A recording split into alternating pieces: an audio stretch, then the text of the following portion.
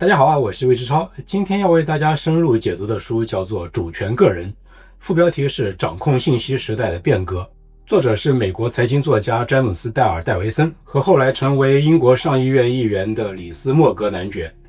这本书的名气可能不算大，但是它的影响力非常的吓人。PayPal 的联合创始人、Facebook 和 SpaceX 的关键投资人、本届川普政府背后的大金主彼得·蒂尔好几次都说过，对他人生影响最大的一本书就是这本《主权个人》。甚至有人认为以彼得·蒂尔为代表的这群人现在正在做的就是把这本《主权个人》当作最高行动纲领，在暗中推动这个世界演变到下一个时代，一个主权国家衰落、主权个人崛起的新世界。那如果你在别处听说过这本书呢，你的印象大概率是这是一本神预言书啊。这本书是1997年出版的，那个时候人们还在拨号上网，亚马逊还在卖纸质书，谷歌还没有成立。但就在这样的1997年，他就预测了11年后比特币的诞生，他预测了数字游民这个群体的出现，还预测出了算法对中间人的替代，那也就是现在 Web3 里面的去中心化金融和智能合约。这也就是为什么在一些加密货币的极客社区这本书简直就不是书，而是一本圣经。但是我在读完这本书之后觉得如果只是把它当做一本预言书，那就有点太小看它了。在我看来呢，这本书真正的价值所在是它提出了决定人类社会形态的一个原规则，一个人类历史的第一性原理。两位作者说决定你生活在一个什么样的世界，你是在领主家的城堡里当佃农，还是在帝国的疆域内当皇帝的子民，或者是在一个主权国家的国境线内当纳税人。决定这个的其实只有一个冷冰冰的底层变量，那就是暴力的回报率。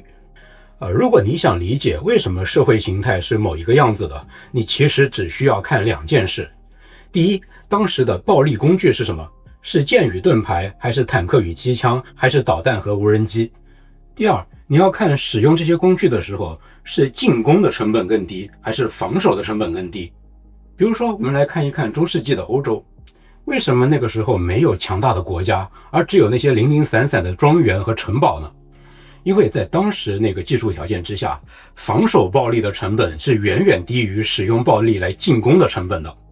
中世纪的欧洲是一个骑士穿着重装铠甲冲锋的时代。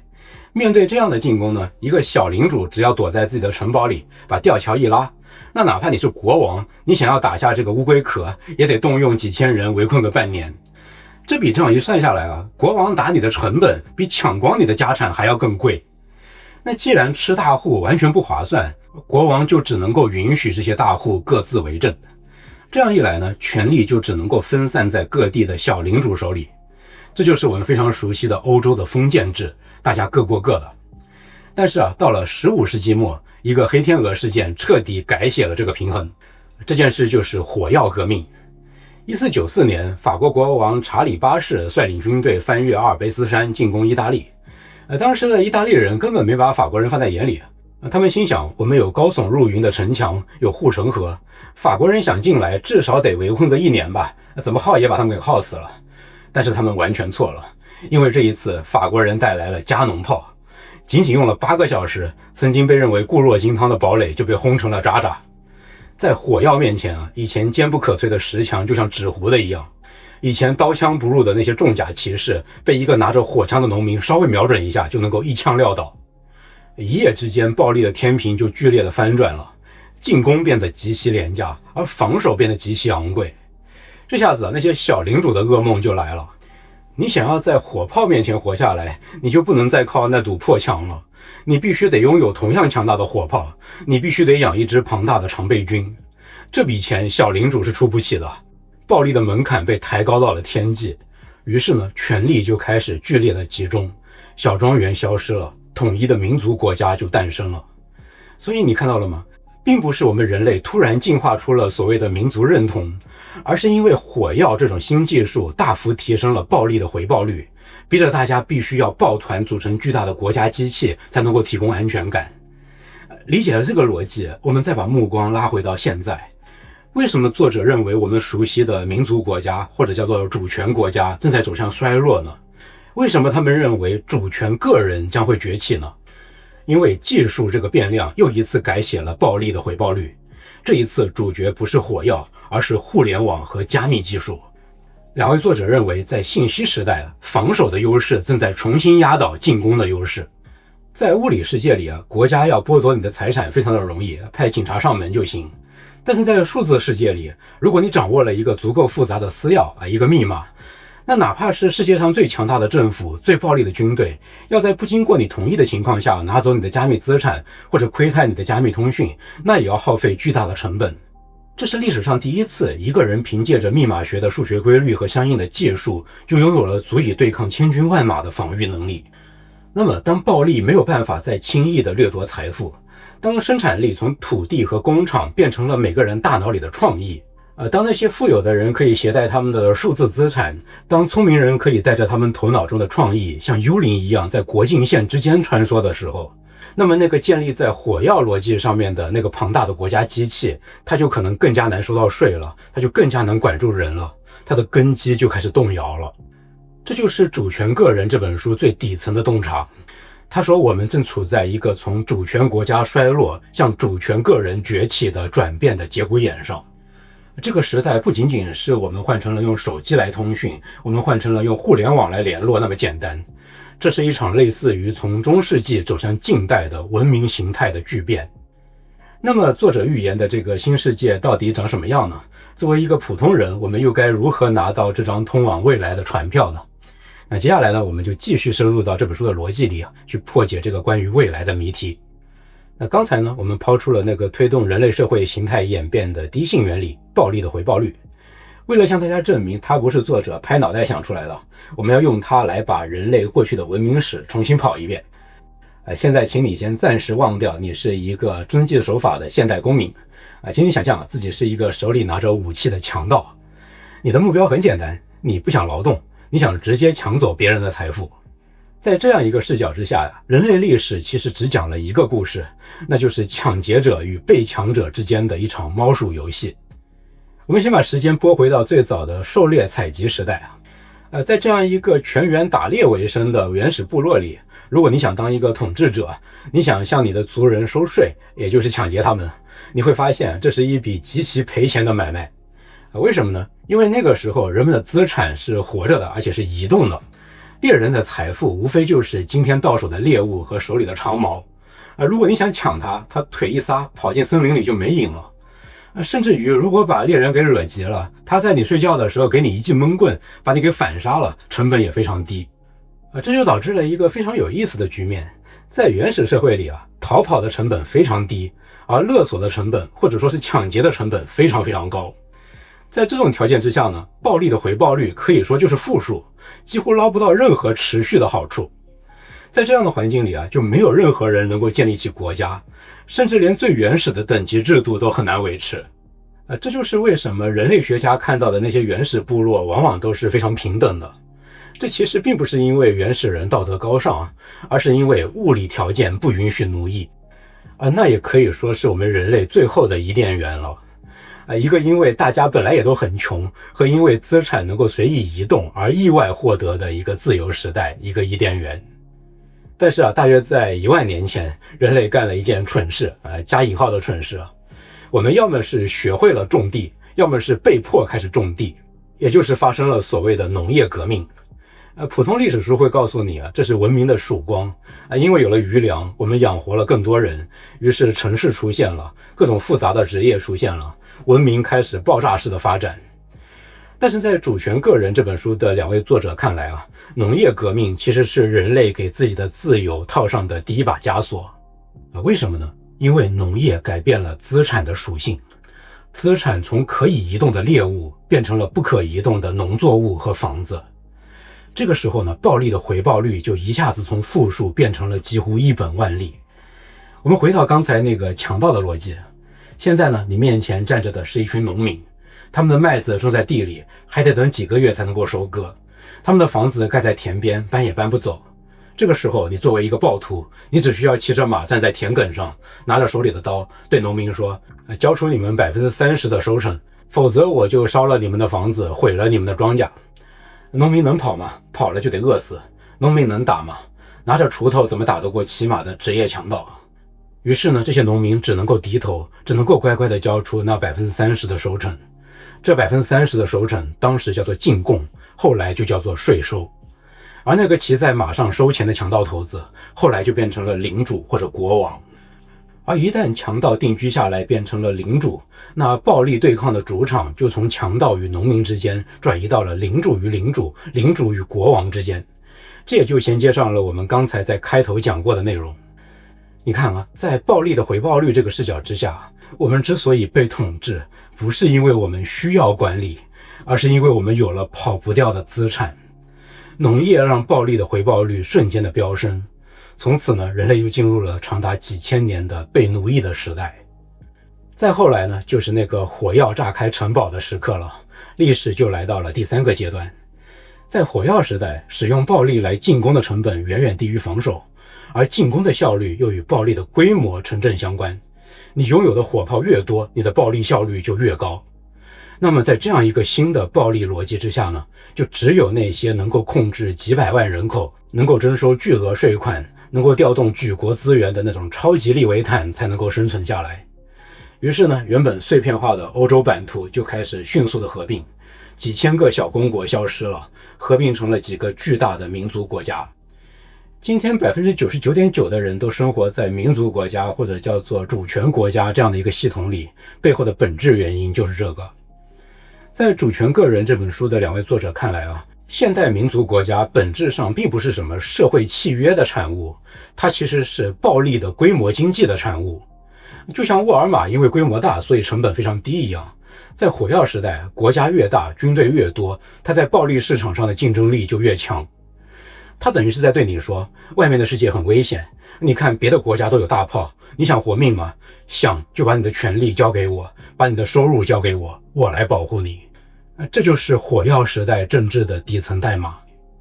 这样综合看下来啊，历史的规律其实只有一个，那就是谁掌握了更具优势的暴力形式，谁就是你的主人。那么今天的这种普遍的社会形态，也就是国家对暴力的垄断，是可以一直持续永恒的进行下去的吗？显然并不一定是了。只要出现了某种新技术能够扭转火药革命造就的这种暴力成本的计算，那么现有的主权国家这种人类社会的组织形态就有可能会面临崩溃。而主权个人的2位作者认为，在20世纪末，这种颠覆火药暴力逻辑的新技术就已经出现了，那就是我们今天已经每天都在接触的东西——互联网和数字加密技术。在大多数人眼里啊，互联网和数字加密这2个东西只是传递信息和交易结算的工具而已。但是在暴力的回报率这个第一性原理的视角之下，它们是能够逆转暴力法则的终极武器。为什么这么说呢？我们回到那个核心的变量，暴力的攻防成本对比。在火药时代，暴力的逻辑是物理学的。假设你有1吨黄金，在物理世界，你要保护它，你就得修一座坚不可摧的金库，你得雇佣一个私人军队。但是这在国家的正规军面前简直就是个玩笑。在物理世界里进攻的成本非常低，防守的成本极高，所以国家是无敌的。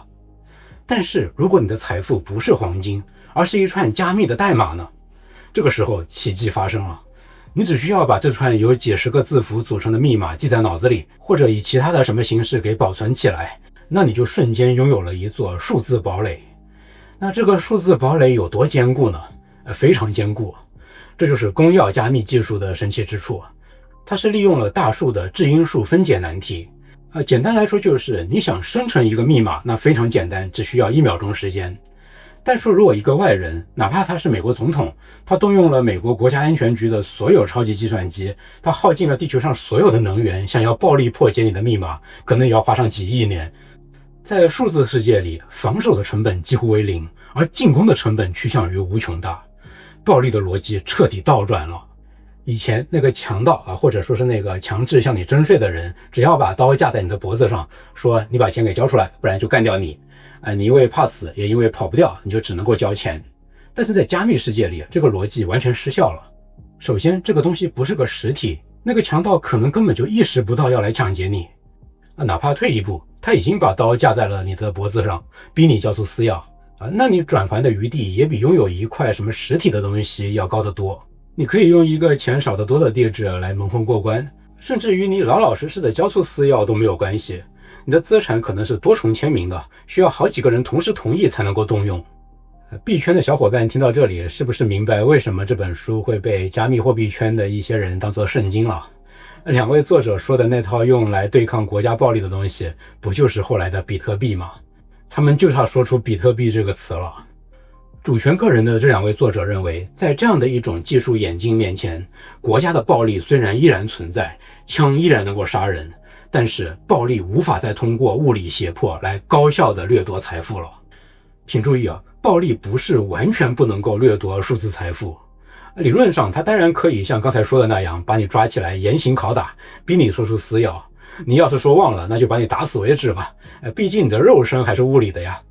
但是呢，如果这样一种持有资产的模式变得极其普及，那么暴力的成本就会指数级的提高，高到国家依靠这种手段抢到的钱还不足以支付那些负责酷刑的秘密警察的工资。那么哪怕理论上这种暴力依然有效，但在经济上它就已经破产了。民族国家能够维持庞大的官僚体系、福利制度和军队，前提就是它能够高效的征税。它之所以能够征到税，是因为它能够看见并且控制你的资产，比如土地、工厂、你的工资流。但是现在呢，最值钱的资产变成了什么？不再是跑不掉的土地，而是信息，是算法，是你依赖于一个没有边界的网络来变现的认知能力。这些资产有两个致命的特点。第一，它是无形的，它看不见摸不着，国家很难评估它到底值多少钱，甚至有时候都察觉不到它的存在。第二，它具有很高的流动性，不论是财富还是用来变现的能力，都可以在网络中以光速转移。当一个国家的富人只需要动动手指，就能够把几十亿的资产瞬间转移到地球另一端的加密钱包里。当这个国家最有生产力的工程师不需要坐在本国的办公室里，而是可以在巴厘岛的海滩上远程工作，并且用加密货币来结算工资。这个时候，请问国家该怎么样收税？极限情况，它可能完全收不到这种税。现实一点的情况是，强制征税的成本会大幅上升，甚至超过收上来的税款。作者在书里甚至预测，随着加密技术的普及，税收将不再是一种强制的义务，而变成了一种服务费。因为在受密码学保护的数字时代，资本和人才就等于是长出了两条能够随意跨过主权国家边界的长腿。如果一个国家的税太高或者服务太差，资本和人才就会像当年的狩猎采集时代的猎人一样，瞬间逃跑到另一个网络节点。国家再也不能够像关门打狗一样随意的收割这些人了，他必须低下高贵的头颅去竞争这些人的留存。在《主权个人》这本书描绘的这个未来里这样一群资产可以加密、能力可以在无边界的互联网的任何节点上变现的这种新规则的受益者，这样的一群精英阶层，他们会进化成一个新物种，那就是书名里的主权个人。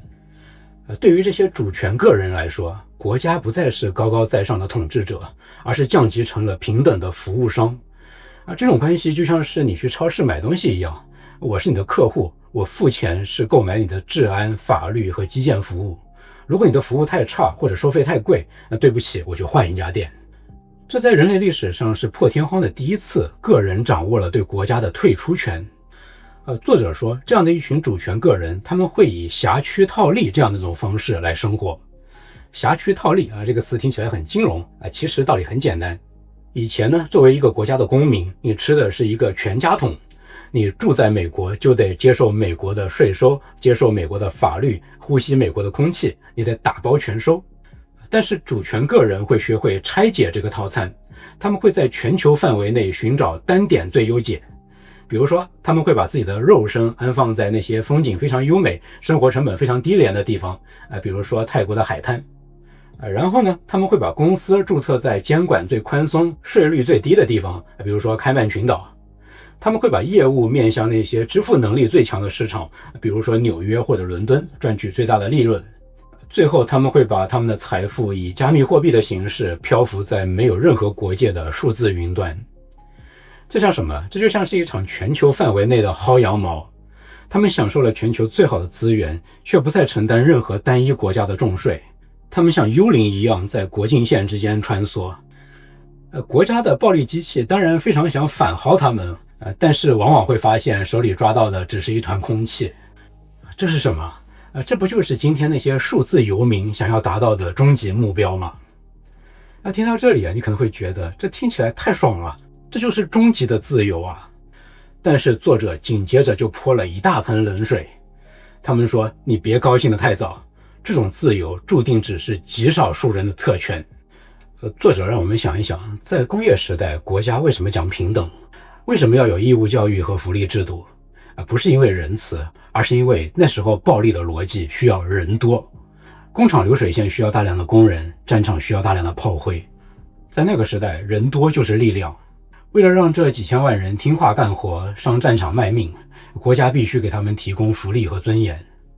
但在信息时代，逻辑变了，创造财富的核心动力不再是劳动力，甚至不再是资本，而是顶级的认知能力。一个天才程序员写的代码可以服务10亿人，一个顶级投资人的决策可以调动1000亿资本。在数字时代，一个认知精英的生产力可能是一个普通人的1万倍。这意味着什么呢？这就意味着平等的经济基础其实已经崩塌了。精英们不再需要大量的普通人来配合生产，甚至连战争也不再需要普通人去当炮灰。未来的战争是无人机、机器人和黑客的战争。对于这些精英来说，庞大的福利国家不再是保护伞，而是一种累赘。他们不愿意再为了养活几千万无法适应数字时代的无用阶级而支付高额的税收。所以作者预言未来的世界会是一个极端两极分化的世界。一端呢是极少数掌握了算法和私钥的主权个人，他们的财富呈指数级增长，并且会通过加密技术来完美的避税。而另一端呢是大量被甩下车的新农奴，因为国家收不到富人的税，福利体系会彻底崩溃，基础设施年久失修，普通人将会陷入到贫困和无序，他们会重新依附于某些地方势力或者帮派。作者把这种未来叫做数字化的中世纪。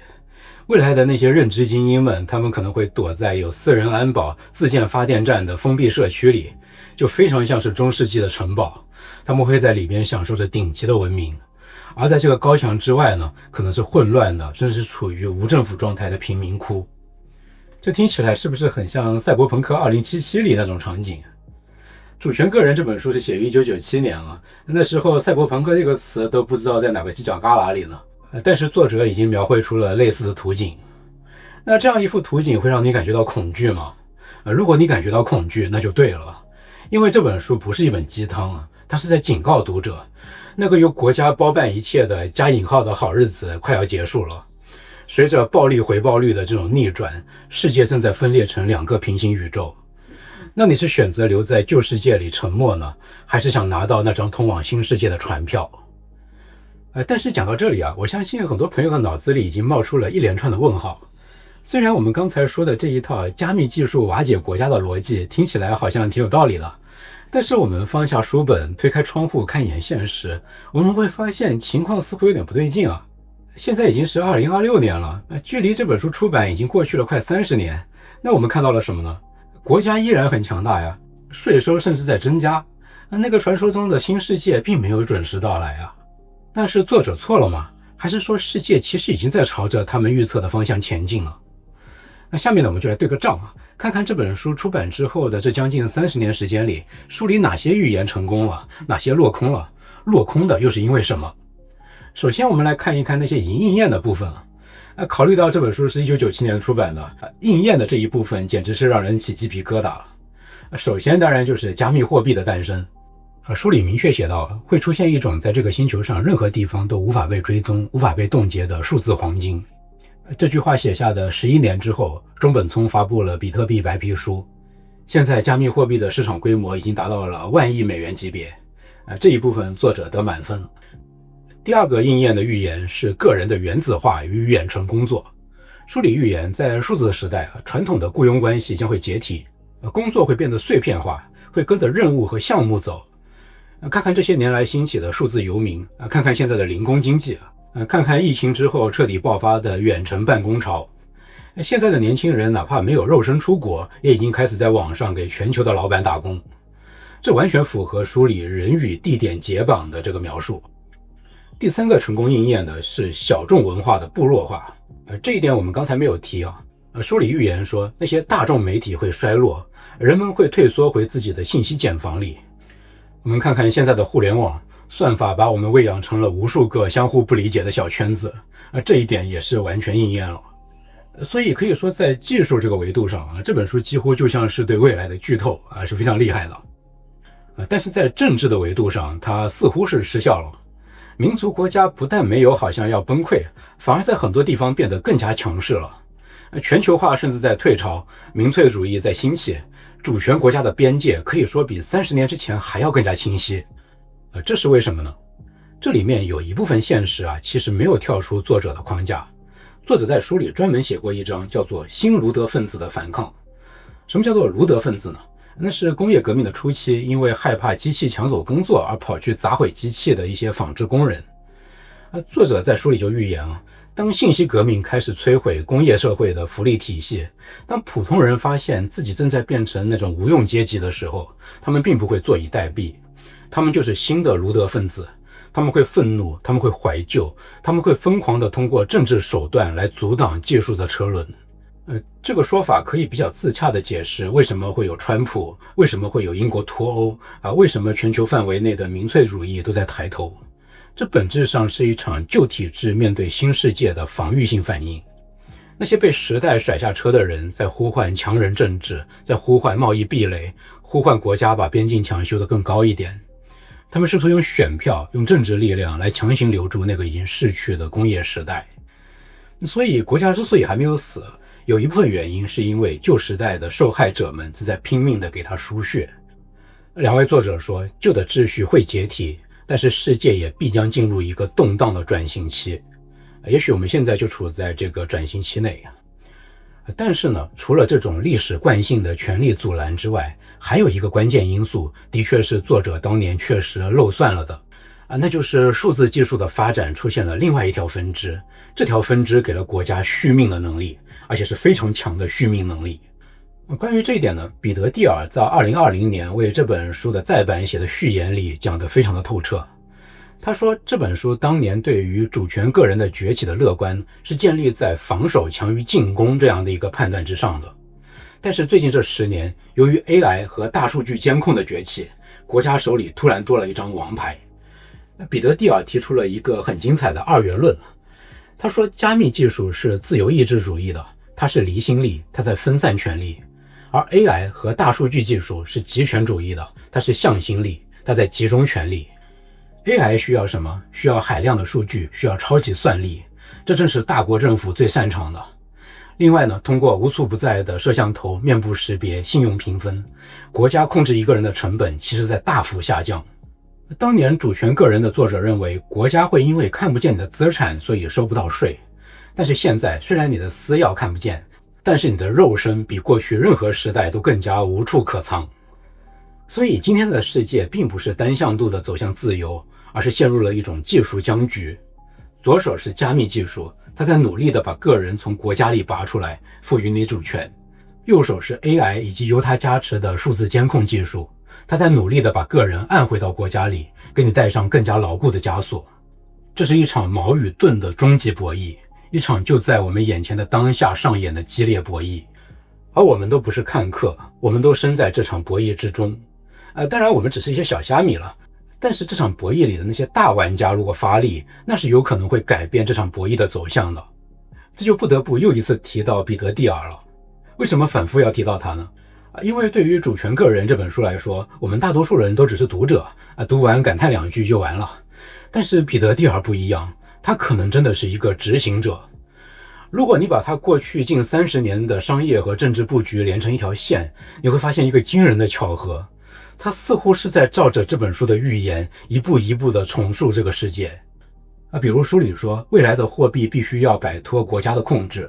于是彼得·蒂尔在1998年创立了 PayPal。他当时的初衷就是要创建一个不受央行控制的全球货币系统，哪怕这个项目后来并没有完全发展成他一开始设想的样子。然后书里又说，未来的主权将会碎片化，会出现一些新的微型国家。于是我们就看到彼得·蒂尔投资了海上家园研究所这样的一个项目，他真的在尝试去公海上建立那种漂浮的独立城市，在这样一个不需要签证、没有税收的地方去实验一种新的社会制度。然后书里又说，旧的民主政治将陷入瘫痪，因为精英将不再对大众负责。于是我们就看到彼得蒂尔成了硅谷极少数公开支持川普，甚至全力支持副总统万斯的大佬。很多人看不懂，觉得他疯了。但是如果你读懂了主权个人，你就会明白，他可能并不是在支持某一个具体的政客，他是在全面做空那个臃肿的旧建制，他是在加速旧秩序的瓦解，或者是在为即将到来的乱世下注。他似乎不只是单纯的在搞政治，他是在执行这本书。听起来很阴谋论啊，但也不是完全站不住脚。那当然，彼得蒂尔也有一些跟这本书相反的一些操作，比如说他也是 Palantir 这个公司的联合创始人。这家企业是与美国的国家安全紧密相连的，是典型的为政府续命的技术公司。这是不是也是在下某种大棋？我是看不出来了。像彼得蒂尔这样的大佬是可以直接干预历史的走向。那么对于我们这些无力干预历史的普通人，这本主权个人又有一些什么样的启示呢？我觉得至少有下面这样几点吧。第一，我们要让自己变得可移动，这是最核心的一点。在旧时代我们的安全感往往来自于一些拿不动的东西，稳定的工作、固定的房产、国家的养老金但是在主权个人兴起的时代，这些东西是非常脆弱的，因为他们都在暴力机器的射程范围之内，是跑不掉的。未来的安全感应该是来自于那些可移动的、我们拿得走的东西，你的英语能力你的远程工作能力你的全球视野这些能够随身带走的东西才是你真正的护身符。不要把自己死死地绑在一块土地上，要做一只飞鸟，而不是一棵植物。第二，我们要努力成为一个超级个体。至少目前 AI 还不是专属于暴力集团的工具嘛，那你就应该充分利用 AI 和相关的技术杠杆，把自己活成一家公司这也就是《主权个人》这本书里说的认知能力。当一个人能够创造巨大的价值，而且不需要依附庞大的组织的时候，你就有了和暴力机器谈判的筹码。在未来，认知能力是唯一的硬通货。第三个启示呢，是建立私人部落。如果有一天宏大的国家叙事真的崩塌了，你会发现真正能够保护你的可能是你身边那个紧密的小圈子。去寻找你的同类，建立基于信任的社区。在乱世里，原子化的个人是非常的脆弱的，但是部落可以给你提供保护。总之呢，不要等到潮水漫到脚踝了才开始找那艘船。现在就把自己变轻、变快、变得可移动，那你就拿住了通向未来的第一张船票。好，这本主权个人就为你解读到这里。写稿剪片不易如果你喜欢这期节目，请你点个赞分享和订阅这个频道，这是对我最大的支持。我是魏志超，我们下本书再见。